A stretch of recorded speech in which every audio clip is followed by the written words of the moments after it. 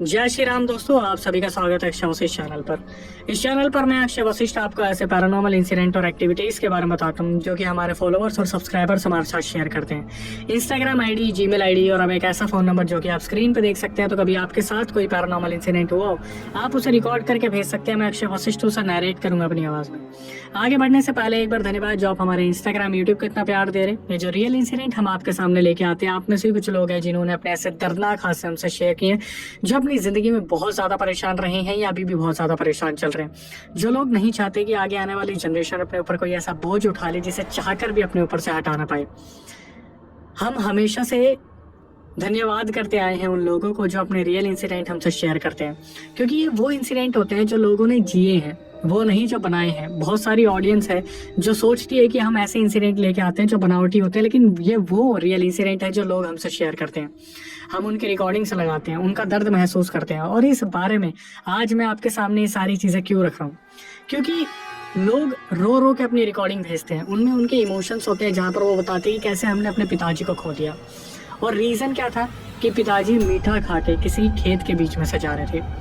हमने अपनी माता जी को खो दिया। और रीजन क्या था कि उन्होंने परफ्यूम बहुत ज्यादा लगाया हुआ था जो कहीं फंक्शन से आ रही थी।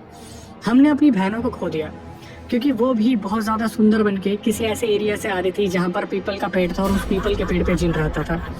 हमारी हमेशा से ये कोशिश रही है आपके सामने हम कुछ ऐसे इंसिडेंट लेके आए जहाँ से आप सीख ले पाए। और आज का इंसिडेंट इतना ज्यादा डरावना है, इतना ज्यादा डरावना है, जहाँ पर आपको पता चलेगा कि अगर आप पैरानॉर्मल की दुनिया में कदम रख देंगे तो आपका विनाश होना पक्का है। ये पूरा रियल इंसिडेंट हमें शेयर किया है शैलेंद्र ने, और शैलेंद्र का मैं धन्यवाद करना चाहूंगा क्योंकि आज का रियल इंसिडेंट सुन के आपको बहुत कुछ सीखने को मिलने वाला है। शैलेंद्र ने बताया कि अक्षय भाई, हम बिहार के रहने वाले हैं। हमारे परिवार में 3 भाई और मम्मी पापा, 5 जनों का परिवार, और मिडिल क्लास फैमिली से हमारा पूरा परिवार बिलोंग करता है।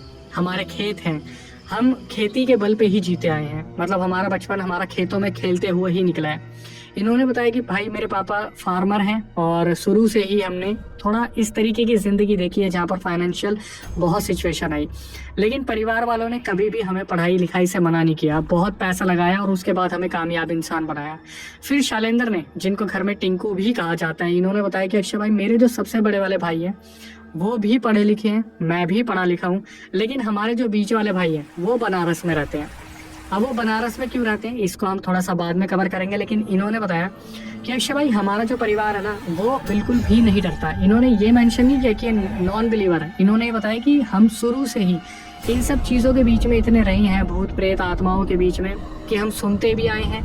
और बिहार के बारे में जैसे आप जानते हैं, डायन, चुड़ैल, इतनी सारी चीज़ें आप सुनते आए हो, तो इन्होंने भी बचपन में अपने बहुत सारी ये चीज़ें सुनी थी। तो यहाँ पर आके शैलेंद्र बताते कि अक्षय भाई, हमारा जो खेत है उसके बगल में शमशान है, उसी शमशान में आम के पेड़ भी हैं। तो ये मान लीजिए जब भी हमारा मीठा खाने का मन होता था हम शमशान में जाते थे और वहाँ पर मीठा खाना शुरू कर देते थे। मतलब जमीन पे पड़े आम हो गए या पेड़ पे हम चढ़ के आम तोड़ लेते थे। तो हमारे अंदर से डर बिल्कुल खत्म हो गया था, बिल्कुल हमारे अंदर कोई डर ही नहीं था। कितनी बार ऐसा हुआ है कि चिता जल रही है और हमने उसके बगल में बैठ के आम खाए हैं। मैंने और मेरे सबसे बड़े वाले भाई ने खूब एंजॉय किया है, जबकि जो बीच वाला भाई था वो 20 साल की उम्र में ही बनारस चला गया था। और जब ये अपने बारे में बता रहे और बता रहे कि अक्षय भाई, हमारा डर बिल्कुल खत्म हो चुका है, उसी के बाद इन्होंने एक लाइन यूज की जहाँ पर बताया कि अक्षय भाई, 2016-17 के बीच कुछ ऐसी चीजें हुई जिन्होंने हमें बुरी तरीके से दहला के रख दिया। यहाँ पर शैलेंद्र बताते कि अक्षय भाई, 2016 में जब मेरी पढ़ाई कंप्लीट हो गई और मैं 25 साल का था, मैंने अपनी हायर एजुकेशन भी कंप्लीट कर ली थी, तो कॉलेज की तरफ से प्लेसमेंट मिली गुजरात में। मेरे जो बीच वाले भाई है वो 28 साल के, जो भी बनारस चले गए थे, और जो सबसे बड़े वाले भाई है वो है 32 साल के। तो उनकी शादी पक्की हो रही थी और मुश्किल से 15 से 20 दिन के अंदर अंदर उनकी शादी होने वाली थी। मैं और मेरे भाई जो सबसे बड़े वाले वो बहुत क्लोज है, बीच वाले भाई तो पहले ही चले गए थे बनारस में। तो जो मेरे सबसे बड़े वाले भाई थे, जब उन्हें पता चला कि मेरी गुजरात में प्लेसमेंट हो गई है और काफ़ी अच्छा पैकेज वहाँ पे मुझे मिलने वाला है, तो इन्होंने क्या करा, सबसे बड़े वाले भाई ने भी अपनी प्लेसमेंट करवा ली गुजरात में, कंपनी को बोल के।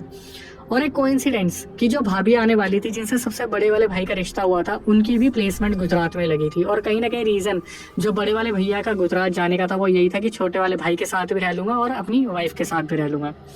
तीनों का पैकेज बहुत अच्छा लगा हुआ था, तीनों के डिसीजन बन चुके थे, लेकिन अभी शादी होने में 15 से 20 दिन थे। तो सबसे बड़े वाले भाई जो थे और शैलेंद्र जाते हैं गुजरात में कमरा ढूंढने के लिए। इन्होंने बताया कि अक्षय भाई हम बिहार से गुजरात पहुंचे ट्रेन में और वहां से हमने कमरा ढूंढना स्टार्ट किया। एक सोसाइटी के बीच हमें पता चलता है कि एक कमरा मिल रहा है जो कि 4th फ्लोर पे है। पहले हमारे दिमाग में ये आ रहा था कि यार पता नहीं सोसाइटी में कमरा कैसा होगा, क्या हम वहाँ पे एडजस्ट हो पाएंगे नहीं हो पाएंगे। लेकिन जिस तरीके से शैलेंद्र ने बताया कि अक्षय भाई आप बिलीव नहीं करोगे, सोसाइटी की हालत ऐसी हो रही थी जैसे ये अभी की अभी गिर जाएगी। लेकिन जब हमें ऑनर ने 4th फ्लोर दिखाया, उसके ऊपर तो डायरेक्ट छत थी, लेकिन वो 4th फ्लोर जब दिखाया हम देखकर हैरान हो गए। तो इन्होंने बताया कि जैसे ही रूम को देखा ये रूम के दीवाने हो गए और शैलेंद्र ने घोषित किया कि भाई मुझे रूम चाहिए। जैसे कि आप एक ड्रीम रूम देखते हो उस तरीके का वो रूम बना हुआ था। तो हुआ क्या, ऑनर से कंफर्मेशन लिया। लेकिन एक चीज जो सबसे बड़े वाले भाई थे उन्होंने देखा, इस रूम के बाहर एक काले कपड़े में एक बड़ा सा कद्दू टंगा हुआ है। तो सबसे बड़े वाले भाई बोलते हैं शैलेंद्र जरा तुम्हारी इस पर नजर गई है। तो शैलेंद्र मजाक के मूड में थे, वो इन सब चीज़ों को मानते नहीं थे और ज़्यादा बिलीव भी नहीं था। बिलीव था भी तो ये लोग इन चीज़ों के बीच में पले बड़े हैं, तो इनको इतना ज़्यादा डर नहीं लग रहा था। शैलेंद्र मजाक में बोलते कि अरे भाई किसी दिन भूख लगेगी तो इस कद्दू को काट के सब्जी बना लेंगे। तो बड़े भाई बोलते हैं ऐसे नहीं बोलते शैलेंद्र, पता नहीं किस लिए आए, खैर छोड़ो चलते हैं। जब ये रूम में घुसते ही इन्होंने देखा कि डेकोरेशन जैसे कि मैंने बताया बहुत बेहतर तरीके से की गई थी, डेकोरेशन बहुत अच्छा था। पर जैसे ये गेट को बंद करते हैं, जो इनके कमरे का गेट था, उसके बंद होते ही गेट के पीछे ही अजीब अजीब सी चीजें दिखती है, घोड़े की नाल, और ऐसा लगा जैसे वहां पर बहुत सारा टोटके का सामान था। तो उस टाइम भी जो सबसे बड़े वाले भाई थे वो शैलेंद्र को यही बोल रहे थे कि यार ये चीजें ठीक नहीं लग रही देखने में। और जो शैलेंद्र थे वो अपनी मस्ती में थे, उन्होंने बोला अरे भैया फेंक देंगे ना उठा के, क्यों टेंशन ले रहे हो, जिस दिन ये कमरा पड़ा हुआ उसी दिन फेंक देंगे। तो जो सबसे बड़े वाले भैया थे वो अजीब सी निगाहों से उन सारे सामान को देखते हैं, जैसे उनको अंदाजा तो लग गया था यहाँ पर कुछ गड़बड़ है।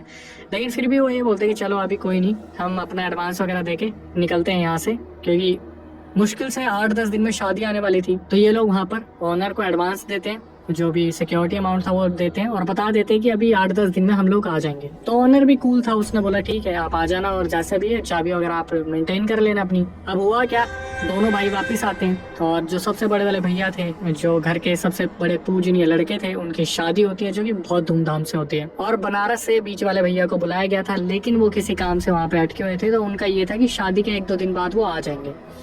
बनारस वाले भैया का जिक्र बार बार क्यों चल रहा है ये आगे आपको पता चलेगा, क्योंकि वो एक बहुत खास व्यक्ति है। अब शादी होने के बाद शैलेंद्र और बड़े भैया डिस्कस करते हैं कि भैया आप कितने दिन बाद आओगे। तो शैलेंद्र को भैया बताते कि मेरे को आने में 10-12 दिन लग जाएंगे, तुम एक काम करो तुम पहुंचो गुजरात। तो शैलेंद्र जो थे वो ट्रेन पकड़ के गुजरात आ जाते और इन्होंने बताया कि अक्षय भाई वहाँ पर मेरे को जो जॉब मिली थी वो थी नाइट शिफ्ट। नाइट शिफ्ट में मुझे नौकरी करनी होती थी और डे शिफ्ट में मैं आराम करता था, फिर उठता था अपना खाना वाना बनाता था। इन्होंने बताया कि अक्षय भाई वो रूम इतना सुकून भरा था, इतना सुकून भरा था कि आगे जाके जब आपको पता चलेगा ना कि वो सुकून भरा कैसे था और क्यों उसने हमारा सुकून छीन लिया, ये चीज़ें सुन के आप आज रात तो सो नहीं पाएंगे। अब इन्होंने बताया कि अक्षय भाई मुझे रहते वहाँ पे 3-4 रातें हो गई थी, मेरे कुछ दोस्त बन गए थे। जैसे हम नीचे घूमने जाते हैं तो वहाँ पर 2-3 दोस्त बन जाते हैं, ऐसे ही कुछ दोस्त बन गए थे। और कुछ लड़के वो भी थे जो हमारी कंपनी में काम किया करते थे। नाइट शिफ्ट के दौरान ये जाते थे अपनी कंपनी में और वहाँ से वापस आते थे। तो आ गया था सैटरडे संडे और सैटरडे संडे था इनका ऑफ। इन्होंने बताया कि अक्षय भाई मैं गया नीचे और कुछ लड़के वहाँ पर मुझे मिले जो मेरे दोस्त बन गए थे। तो मैंने उनसे बोला कि यार लैपटॉप मेरे पास है पर नेट नहीं है, तो कोई मूवी मुझे डाउनलोड करके दे दोगे। तो उन लड़कों ने क्या करा, द ममी नाम से एक मूवी थी, जिस मूवी की फाइल्स वगैरह इन्हें दी, मतलब देखने के लिए पूरा पेन ड्राइव से हैंड ओवर कर दिया। कोई लड़का लाया होगा अपने साथ। इन्होंने बताया अक्षय भाई उस रात मुझे द ममी मूवी देखनी थी और रात को मैं देखने बैठा रात के 12 बजे। मैंने जैसे कान में ईयरफोन लगाए हुए थे, मैं आराम से मूवी देख रहा था, तभी अचानक से ऐसा लगा जैसे धीरे से गेट खुला। अब मैं जहाँ पर लेटा हुआ था उसके बैक साइड में गेट था, तो मुझे ऐसा पता नहीं चला कि कब गेट खुल गया, क्योंकि मेरे कानों में ईयरफोन लगे हुए थे। और अचानक से छन छनाने की आवाज़ आई। मतलब मूवी को जब मैं देख रहा था तो उसमें ऐसा कोई सीन नहीं था जिसमें कोई चल के आ रहा हो। अचानक से छन छन छन छन करती आवाज़ आई और वो सीधा किचन की तरफ गई। इनको बड़ा अजीब लगा, इन्होंने पीछे मुड़ के किचन की तरफ देखा, कोई भी नहीं। वही छन छनाती आवाज़ फिर एकदम से बाथरूम की तरफ गई। इन्होंने ईयरफोन हटाए और सुनने की कोशिश करी तो इनका ध्यान जाता है कमरे के दरवाजे पर, जो कि अपने आप खुला हुआ था। फिर इधर उधर ध्यान देते हैं तो एकदम से इनकी नज़र पड़ती है कि कमरे में गणेश जी की एक बहुत बड़ी फोटो लगी हुई है। तो गणेश जी को देखकर ऑब्वियसली थोड़ा सा डर कम हो जाता है, लेकिन इस बार इन्हें अजीब सा डर लग रहा था। इन्होंने सोचा शायद मेरा वहम था। इन्होंने क्या करा, ईयरफोन लगाया और फिर ये लेट गए। इतनी ही देर में अचानक से फिर दोबारा ऐसा लगा जैसे कोई बाथरूम से किचन की तरफ भागा और किचन से बाथरूम की तरफ भागा और गेट की तरफ भाग के कोई गेट के आसपास छुप सा गया। अब इनकी रूह कांप गई। इन्होंने इधर उधर देखा और चादर मुंह पर ढक ली। जैसी चादर इन्होंने ढकी